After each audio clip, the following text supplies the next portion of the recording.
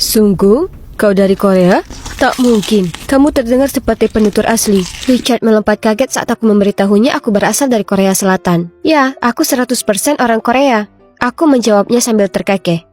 Kuhabiskan berjam-jam setiap hari melatih bahasa Inggrisku, kurasa itu membuahkan hasil. Tapi itu sudah 6 tahun lalu. Aku Jenny dan aku orang Korea. Saat usiaku 21, aku bergabung di klub bahasa Inggris online di mana aku pertama bertemu Richard. Yang tak pernah kusangka aku akan jatuh cinta padanya. Tapi itu persisnya yang terjadi. Semenjak kelas pertama, kami mulai ngobrol tiap hari. Dan getaran di antara kami tak bisa dipungkiri. Dia selalu bilang kalau dia berharap aku bisa berada di Republik Cehnya dengannya. Dan kudapati diriku menghayalkan pernikahan kami kelak. Oke, memang aku berlebihan. Tapi dia sungguh luar biasa. Setelah sebulan lamanya ngobrol tanpa henti, aku sadar aku mungkin akan gagal kuliah jika aku tak mulai menyusun prioritasku dengan benar. Tapi yang bisa kupikirkan hanya dia. Dan kapanpun kami tak sedang ngobrol, aku menguntitnya di media sosial. Dan kapanpun kulihat dia ditandai dengan cewek lain, aku jadi sangat cemburu. Ini tidak sehat. Maksudku, aku belum pernah bertemu dengannya di dunia nyata. Tapi kami masih terus jatuh hati satu sama lain. Dan dia bahkan mengenalkanku kedua sahabatnya, Anastasia dan Pavel, lewat obrolan video.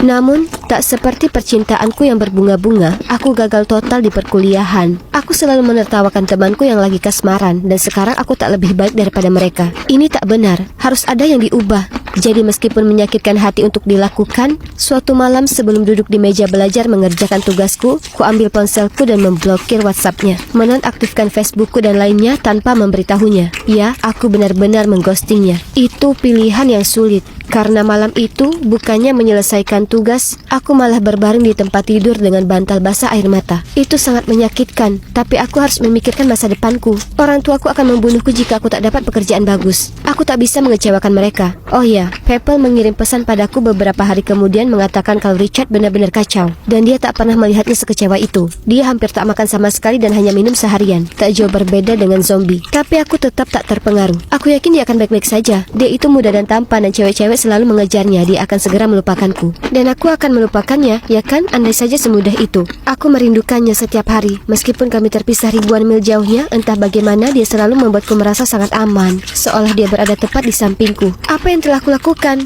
Aku mengacaukan segalanya. Daripada membuang waktu berpikir yang tidak-tidak, lebih baik kucurahkan semua energiku untuk studiku sekarang, ya kan?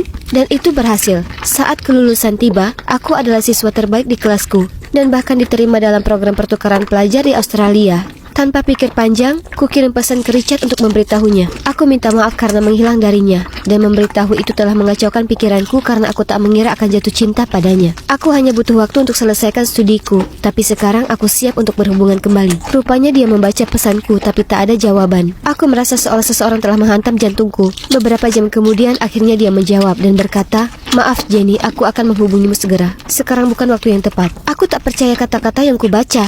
Aku sungguh bisa mendengar suara hatiku hancur. Tapi itu pantas kudapatkan. Akulah orang yang menyingkirkannya. Dia layak mendapat yang lebih baik. Tapi tetap saja aku menguntitnya setiap hari secara online. Kemudian kusadari satu-satunya cara memecahkan ini adalah terbang ke Chechnya dan menemukannya. Tapi pertama aku mengikuti program pertukaran pelajar di Australia. Ku beli ponsel dan nomor baru untuk perjalanan itu. Dan meninggalkan punyaku yang lama di Korea untuk pamanku yang selalu komplain soal ponselnya yang ketinggalan zaman. 3 bulan di Australia sangat luar biasa. Dan itu membuat pikiranku sangat teralihkan. Aku siap memulai awal yang baru saat aku kembali dari perjalanan itu. Sampai paman memberitahuku kalau seseorang telah mengirim pesan padaku. Tapi karena dia tak bisa Inggris, dia tak tahu pesan itu untukku atau bukan. Segera aku periksa dan itu pesan dari Richard yang mengatakan, "Jenny, aku minta maaf atas pesanku yang terakhir. Aku sangat merindukanmu. Senyummu, matamu, suaramu. Kuharap kau memberiku kesempatan lain. Dengan cinta, Richard." Ya Tuhan, berbulan-bulan sudah berlalu sejak dia mengirimkan ini. Dan bagian terburuknya adalah bahwa pamanku telah membaca pesannya, jadi pesan itu sudah dilihat. Ini bencana. Tapi aku harus fokus pada hal positifnya. Dia merindukanku. Mungkin ini belum terlambat. Aku berusaha menelponnya, tapi dia tak menjawab. Jadi ku kirim pesan padanya dan menjelaskan apa yang terjadi. Dia akhirnya menjawab dan dia pikir aku sudah menyerah padanya. Aku tak pernah menyerah padanya. Kami lalu teleponan. "Aku masih memikirkanmu selama ini. Kenapa kau tidak mengirimiku pesan di Facebook?" Kata-kata itu terlontar dari mulutku dengan terburu-buru, seolah aku takut akan kehilangan kontak lagi dengannya dalam sekejap. Tiba-tiba, dia terdiam. Lalu kemudian memberitahuku baru saja dia bertemu dengan seseorang dan dia harap aku bisa memahami dan masih ingin berteman. Aku merasa hancur. Kenapa ini begitu berat bagi kami? Tapi pada akhirnya Tak ada pilihan lain untukku. Aku harap dia baik lalu menutup telepon. Yang bisa kulakukan hanya move on. Saatnya untuk mencari orang lain untuk kukencani. Jelas Richard dan aku tak ditakdirkan bersama. Hatiku terluka, tapi kutemukan pekerjaan dan kucurahkan diriku pada pekerjaan itu. Kuberi semua perhatianku. Akhirnya aku dipromosikan dan setelah 5 tahun aku bisa membantu orang tuaku melunasi hutang-hutang mereka. Aku bahkan naik posisi ke manajemen. Tentu saja selama masa ini aku pacaran sebentar. Tapi aku tak bisa membuat hubungan-hubungan itu langgeng. Aku hanya merindukan Richard sepanjang waktu. Aku terus bermimpi kami menghabiskan Natal bersama. Itu sangat membuat frustrasi. Maksudku, sudah 5 tahun dan kami tak pernah bicara sama sekali. Kenapa aku tak bisa melupakan dia? Kadang ku periksa halaman Facebooknya, tapi kulihat profilnya tetap sama selama bertahun-tahun. Aku sudah tak berteman dengan Anastasia dan People. Jadi aku juga tak bisa mengintip mereka. Dia bisa saja jadi suami seseorang sekarang, atau bahkan seorang ayah. Tapi tetap saja aku tak pernah menyerah pada harapan mungkin kami akan bertemu di dunia nyata. Jalan kami akan berpapasan dan akhirnya kami akan bersama. Aku tak bisa berhenti memikirkan ini. Lalu kemudian 3 minggu sebelum Natal, ku terima permintaan mengikuti di Instagram. Aku tak percaya ini. Itu People. Dan sekarang dia sudah menikah dengan Anastasia. Ini membuatku senang sekali. Dan dia bilang padaku mereka akan bulan madu ke Korea dan berharap bertemu denganku.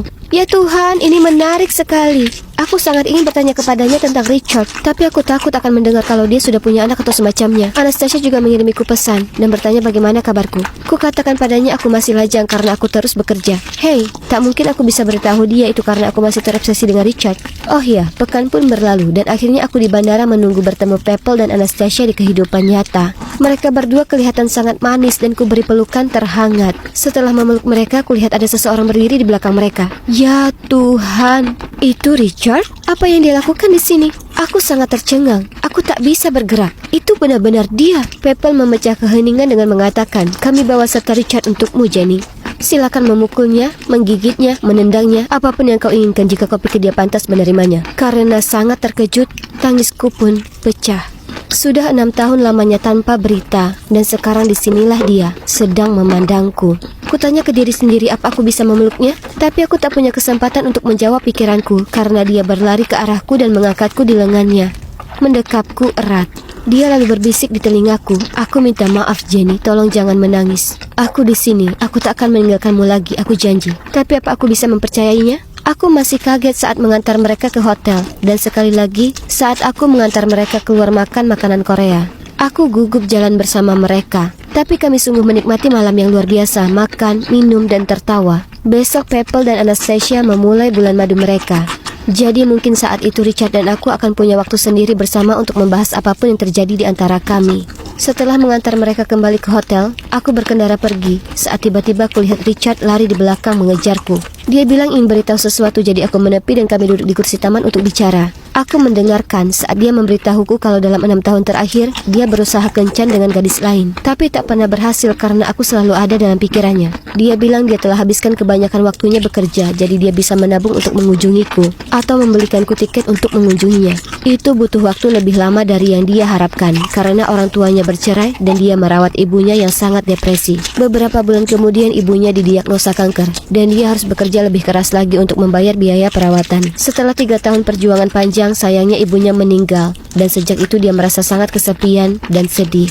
Suatu hari dia minta People menghubungiku entah bagaimana caranya. Dan saat dia tahu kalau aku masih lajang, dia senang sekali dan putuskan sudah tiba waktunya datang ke Korea dan bertemu denganku. Katanya melihatku di kehidupan nyata telah membuatnya makin jatuh cinta padaku, yang dia tak pernah menyangka itu bisa terjadi. Kemudian dia memelukku erat dan aku tak bisa berhenti menangis. Kami habiskan Natal bersama, persis seperti yang selalu aku bayangkan. Dan ya, sisanya kalian tahu sendiri. Sekarang aku mengemasi tasku untuk terbang ke Republik China untuk bertemu Richard. Aku tak sabar ketemu keluarganya. Dan kalian takkan percaya, tapi kami bahkan berencana menikah. Pertanyaan besarnya adalah, di mana kami akan tinggal? Apa sebaiknya aku ke sana atau sebaiknya dia pindah ke Korea? Jujur saja itu tak masalah. Selama kami bersama, itu sempurna. Jadi memang benar apa kata mereka, jika sesuatu sudah ditakdirkan, itu akan terjadi meski butuh waktu 1 tahun atau 6 tahun. Yang ku tahu adalah aku lega aku sudah bersabar, karena aku tak pernah sebahagia ini.